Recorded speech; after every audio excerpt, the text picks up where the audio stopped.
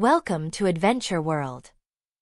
ఈరోజు మనం ఒక మంచి చీమ మరియు కాకి కథను తెలుసుకుందాం. ఒక అడవిలో ఒక పెద్ద చెట్టు పక్కన ఒక చీమల సమూహం నివసిస్తుంది. ఆ చెట్టుమీద ప్రతిరోజూ చీమలు అటూ ఇటూ తిరుగుతుంటాయి. ఒకరోజు అకస్మాత్తుగా ఒక చీమ నీటిలో పడిపోయింది. చీమ ఈత కొట్టడానికి ప్రయత్నిస్తోంది కాని సాధ్యం కాలేదు.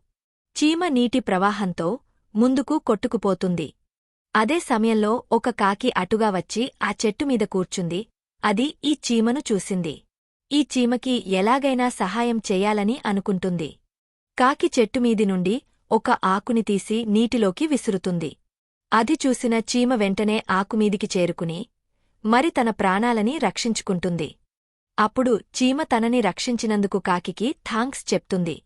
అప్పటినుండి వాళ్ళిద్దరూ మంచి స్నేహితులు అవుతారు. అందరం ఒకరికి ఒకరు సహాయం చేసుకోవాలి, అప్పుడు మనకి మంచి స్నేహితులు అవుతారు అని ఈ కథ మనకి నీతిని చెప్తుంది. Thank you for watching.